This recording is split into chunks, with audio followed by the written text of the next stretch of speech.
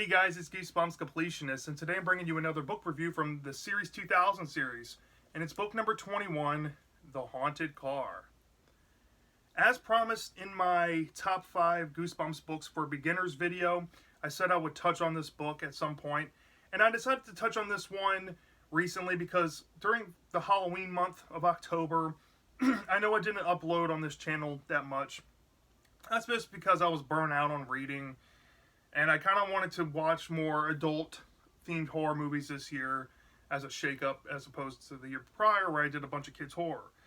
So I watched a bunch of John Carpenter movies, and that inspired me to want to watch The Tale of the Water Demons from Are You Afraid of the Dark because it reminds me of The Fog. And I wanted to read The Haunted Car because it reminds me of Christine, which is an adaptation movie John Carpenter did from a Stephen King novel back in the early 1980s. And in case you live under a rock, this book does take some elements from Christine, but it does its own thing with it, kind of on the same vein as The Tale of the Water Demons. And this book is great. The last time I read this book, I was probably a preteen. I don't remember reading this in my teenage years. When I was like in high school. I did momentarily come back into the series at that point, but I don't remember coming back to this one, and it's been a long time. And I have to say, after reacquainting myself with the book, I highly agree with the things I said in my beginner Goosebumps video, saying that this is a great book for beginners. Honestly, if you've never read a Goosebumps book before, if this is, the first video you see from me, and you are curious about reading Goosebumps, this is a great one. You can go find this in stores right now under Classic Goosebumps too. So, I have the hardcover of it, but you can still get this book in print today. I really recommend you all go try this if you haven't tried Goosebumps before. This is a great book to begin with. It's straight and linear, to the point. I think in terms of writing, it reminds me a lot of Phantom of the Auditorium in a recent book I read called Frankenstein's Dog, where in those books the story and the pace just continued on. There's hardly any breaks or weird subplots or juxtapositions going on in the plot. It just keeps the story going. The momentum's great, and it's very spooky. So this gets a high recommendation from me off the bat. If you have not tried this before, please go try it. Alright, so let's get into the plot overview without giving too much away. So, this kid named Mitchell is a new kid in this town of Ohio that he lives in. And his family have moved to like a rundown house that is in massive needs of repair. Because his father is like he's kind of a cheapskate kind of guy, but he likes to do fixer-uppers and stuff. And he doesn't like to spend money when he doesn't have to. He's kind of frugal. And Mitchell is kind of, intrigued, but also whatever about the situation. And he's like telling the reader that he's obsessed with cars. And cars are like his one little quirk about his character. And you'll see that throughout the story. And, most of the time in Goosebumps, when characters have quirks, they're often centered around being like a science geek, or being into like robotics, or being into horror movies or monsters. Very rarely, if not ever, you get a shakeup like Mitchell's character and involving his quirk. So I really dug that throughout the read, that it just feels different from your average book in a lot of regards when dealing with Mitchell's character. Now, does Mitchell get the best characterization or monologue ever? Not really, and I'll get into that near the end of the video. But Mitchell was a good change of pace. So, with that out the way, one night kicks on that essentially starts the events for the rest of the book. So, one night it's raining, and Mitchell's working on a model car in his room, and his brother comes and interrupts him, and he messes up his car. And his little brother calls him to his room to check out his closet to make sure that there's not a ghost in there, because living in this new rundown house, Mitchell's little brother thinks that the house is haunted. So, of course, Mitchell goes to his room and checks out his closet and essentially tells him that, there's no such thing as ghosts. You need to stop worrying about this. And his little brother is like, yeah, whatever. Ghosts are real. He's that type of kid. There's like an X-Files reference, and he's like, the truth is out there. It even says that in the reprint, I think, which is funny. The fact that they kept an X-Files reference in this book really shows this book is very 90s. But after that altercation with his little brother, both of the kids meet up with their dad, and their dad has to run out to the hardware store, and he's like, all right, you guys come with me. And it starts, it's foggy out, it's kind of rainy, it's, the way the story paints it, it's very dangerous on top of this mountain they live on where their house is located. And the car takes a while, it's cold out in Ohio, it's presumably winter time. So it takes a while for the car to start, and then they got to warm up the car. And Mitchell kind of explains how the family car is really old and rusted and worn out, and he makes jokes to his dad, are we ever going to get a new car? And of course that night, there's a really graphic scene dealing with them getting into a car accident when the car loses its brakes after the dad tried to fix the brakes on it, and they get into a car crash. And when everybody's figured out that they're all right, Mitchell is like, does this mean we're going to get a new car? And immediately the next day after the car accident, Mitchell's going through newspapers, and he finds this ad for this car across town. And it says, name your price. And he tells his dad about it, and his dad's kind of apprehensive and says, you know what, you never know what these things, they probably don't list the price because they're going to charge too much. But Mitchell really convinces his dad to go check out this car. So they take the rental car they got from, I guess the rent-a-car agency, and they drive down to the car owner's house to check out this car. And the car is described as this Corvette-style vehicle with white leather seats, blue paint, it's shiny, looks brand new. And Mitchell's excited, and so is his father. And the owner is this old man who seems to be in a rush to sell it. And Mitchell kind of observes this, but doesn't really know what to think.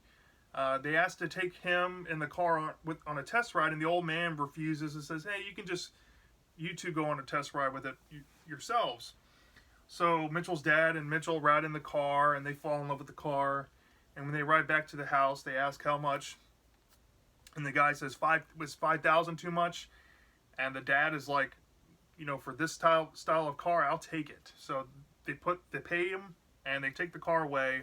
But Mitchell has it in the back of his mind that something is weird about this car with this old man. But nonetheless, he's excited. He wants to go drive around in the car. And for a little bit in the story, Mitchell keeps begging his dad to take him out in the vehicle. And he's daydreaming. Like, there's a scene when he's daydreaming in class. And he's, like, fixated on the car. And then when his teacher wakes him up, he looks down on his, notepad. And he's drawn the car, like, 20 times. And he didn't remember doing it. And his friends ask him, like, about his family's new car. And Mitchell's, like, bragging about it. He's like, yeah, you should come check this out. And his friends are like, all right. And then back at home, he's begging his dad for a car ride, and then one night, his dad kind of reluctantly agrees to take him out, because, this is the only time he can go in the car, because his parents have made a rule saying that, since Mitchell is, prone to go out and check the car, and try to go inside the car, that it's going to, inspire his brother to do the same thing, and they don't want him in the car because it's dangerous. Well, why this rule was a thing is because one night, pretty much the night after they got the car, Mitchell decided to sneak out, and he accidentally, he went to the car, but the locks locked itself, and he couldn't open the door, and he was screaming for help, and he was thinking that he was hearing voices around the car, and then this girl let him out of the car, and her name is Marissa, and she reveals herself to be like a neighbor from down the street. And, when he tries to thank Marissa, his little brother shows up and threatens to tell on him. And Mitchell's like, I'll let you go in the car later. So when Marissa disappears, they sneak back inside, and they have to, Mitchell and his little brother have to go in the car when their parents are busy and doing something. So back to the car ride. His father, they try to drive down to get a few supplies. It's raining again, it's icy, it's a mountain type terrain, and they have to pull up to the side of the road because the windshield wipers don't work properly and stuff like that. So, Mitchell's desperately trying to get into this car, but he had like a weird dream, and when he was, got locked in the car mysteriously, he thought he heard a weird voice, and not to mention, while he was in the car with his dad, when it was raining, he checked the glove compartment, and it said, "I'm evil." Now, I can't remember if this happened before this reveal in the glove compartment or not, but there's also a scene where Mitchell is at his house one day, and the car's parked in the driveway, and him and his friends decide to go check out the car, as promised. And they have to bring along Mitchell's little brother, and they all go in the car, and they all enter the car and pile in there, and then all of a sudden it gets frigid cold. And it freaks everybody out, and they have to manage to get a window rolled down to get out of the car, and his friends get spooked and run off, and Todd runs inside to get warm. And Mitchell's starting to think something's really wrong with the car. He thinks back to this old man who sold it to him and says that something might be up with him. One night he's staring out of his window, and he noticed the car is glowing green. And like has this green hue, and he's like, man, this car has to be haunted. And and then he starts to go through this boy who cried wolf scenario with his family, trying to convince his family that the car is haunted. But his parents don't believe him, but his brother does. So one night, like I said, he sees the green glow, and he goes out and he tries to inspect the car. And the car is like calling to him to go in there, to go inside the car, but he can't control himself. He's lost his impulse of self-control. And he goes in the car, and he has to get yet again saved. But in this time, when he gets locked in the car drives itself around town, and he gets caught when the car takes him back, and his parents decide to ground him eternally, and he's upset, and his little brother agrees that the car has to be haunted, and he's like, look, I didn't take the car out for a joyride. The car took itself, and I'm going to prove it. So he goes to the old man's house one night to kind of spy on him, and he tries to get his attention, and they talk for a little bit, and he notices on the nightstand that there's a frame of this girl that looks like this girl named Marissa, and he puts two and two together that this girl named Marissa always shows up when this car is doing weird things to him, and that Marissa has to be the ghost that's haunting this car. And of course, this leads to pretty much the climax of the story here, where Mitchell devises a plan to go out to the car and prove to his family that it's haunted, and prove that Marissa's the ghost. So goes out to his car one night. He's left home alone. His family are getting a ride from some neighbors, and when they leave, they left the car out in the driveway. So he decides to take matters into his own hands, and tries to, lure Marissa. And of course, he gets sucked into the car again, and the car drives him off yet another time. And this time, when he's in the car, whatever's possessing the car shows itself physically, and it's straight up nightmare fuel. And Mitchell's petrified when he sees this ghoulish thing in the passenger seat, staring into him, saying that, the thing throughout the story says, I'm evil, and essentially reveals its sinister plan that it wants to do with Mitchell. I don't want to spoil what it is, but it's pretty freaking dark. This is Series 2000, and Mitchell's petrified, and he's like, take me home, and the ghoul's like, okay, I'll take you home to essentially like do something to him there. And when they arrive at Mitchell's house, it's on fire, and the house is burning down, and Mitchell's like, holy moly, you actually saved my life. And the ghoul's like, I didn't mean to save you. No, what are you talking about? And something may or may not happen with that scenario with the ghoul. And as the house is burning down, he gets out of the car, and his family shows back up, and they're like, holy crap, what happened? And the house is burned down, and that's when the climax kind of ends. And then the story kind of wraps up with Mitchell talking about how he's glad that he didn't have to die in his house, and he's kind of happy that the car did save him from what happened to him. And something may or may not happen to the car at the end, with his dad finding out something about the car. And for once, this kind of ending is kind of uplifting, and at the same time, like, maybe Mitchell will actually get a good ending out of this. So that was a great change up, and that's essentially where the book ends. I did skim over a couple things dealing with maybe how the house fire started with the dad and stuff. I don't want to get into too much details because I really want you to go read this book. It's really great. I might have told some stuff out of order, but nonetheless, this book is very riveting in how it's written. Honestly, Mitchell's character isn't the greatest character I've ever read in a Goosebumps book, but for his caricature setup, where he has this particular quirk about cars, it is refreshing to read. It's honestly so refreshing to read a character that's not, like I said, not obsessed with horror movies or something weird like robots and science or something. It's cool.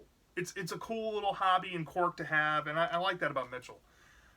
Mitchell does get wrapped up in some "you gotta believe me" in the story at some point, but he is a character that takes initiative, and I can really respect that about his character. And yeah, it was great dealing with him. It wasn't really repetitive. He wasn't being annoying about it. Whenever nobody believed him, he decided to go take matters into his own hands. And this is another textbook example, R.L. Stine, if you're watching, how to do a "you gotta believe me" story. It's great. The setting was very cold. It feels like winter. I don't know what it is about how this book lays out its atmosphere, but it's great. It really sucks you in. It's so captivating that when I read this, I read it all in one take. Normally, I'd maybe take one or two, drink. I'll take about 2 minutes to drink a cup of water or something. But I didn't put this book down until I finished it because the atmosphere was riveting. The premise is straight up homaging, Stephen King's and John Carpenter's Christine. And that story is fantastic. That's one of my favorite horror movies of all time. And at the heart of it, this does have a lot of Christine in its veins, but it also adds some new elements to it. It's kind of like blending Christine and the Vanishing Hitchhiker urban legend into one. And you'll see what I'm talking about if you read this book. But I really dig the blending there, and there was also some originality from Stine's part that I really enjoyed. The car, there were some really good moments with the car, like the scene with the boys being stuck in there and it turning ice cold, or that climax scene where Mitchell sees the ghoul in the car with him, and there's like skin melting and stuff. That was gnarly. That was gnarly. And the story was very tense.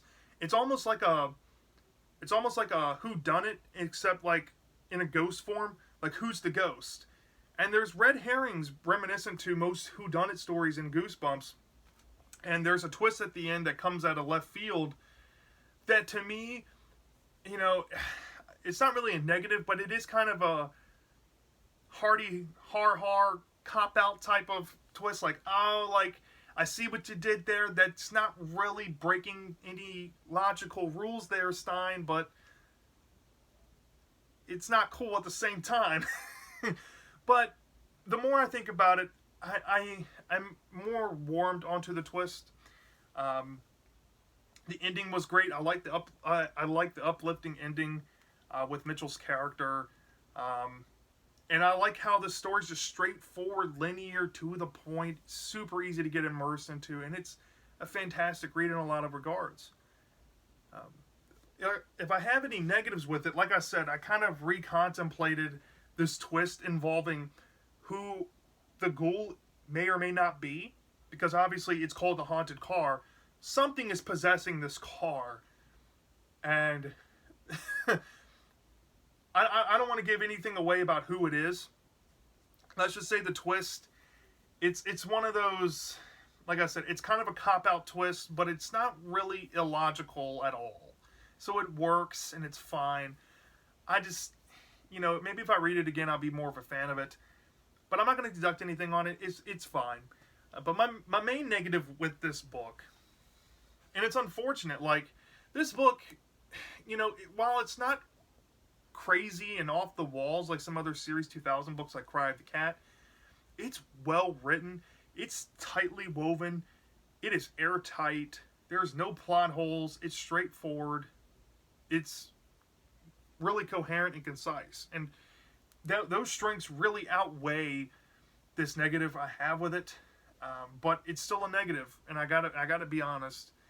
Like I said, when I start thinking about books I want to give 4.8s or higher to, I have to take into account if I'm going to bump it up to a 4.9 or a perfect 5. The character has to be firing on all cylinders. When I think about a Goosebumps book, I think of it like a sundae, right? For me, in my sundae, I want my rich vanilla ice cream. I want my hot fudge. I want my sprinkles. I want my banana. I want my cherries, and I want my whipped cream. This book has pretty much everything in the sundae, minus the whipped cream, and that's dealing with Mitchell's character. It's so close to being a perfect, all-time great Goosebumps book to me. But it's kind of like Cry of the Cat, where the protagonist, there's just not that deep level of monologue or honest feeling monologue I'm looking for in a Goosebumps book. Like, this character, reminds me a lot of the main character from Cry of the Cat. It's just, I want more. I'm looking for a Craig Morgenstern. I'm looking for an Alex Hunter. I'm looking for Laura from They Call Me Creature from the Nightmare Room. Those are the type of characters I'm looking for. Mitchell's fine, but not exactly 5 out of 5 material. So it really pains me to do this. But, unlike Cry of the Cat, I do think this is a better written book than that book. And because it's so well written, I'm willing to actually bump this up to a 4.9 out of 5. I only deducted 0.1 for Mitchell's character. And I was going to give it a 4.8. I was actually going to give it lower, about a 4.6. But like I said, I changed my mind about the whole twist to the story. And then, since it's so well packed tight and airtight, that I gave it a little bit of a bonus point to put it over Cry of the Cat. I think it's easily one of the best Series 2000 books out there. And probably one of the all-time best Goosebumps books as well. So yeah, that's my thoughts on The Haunted Car. Let me know down in the comment section. Do you love this book or do you hate this book? I'm dying to know. And I'll see you next time.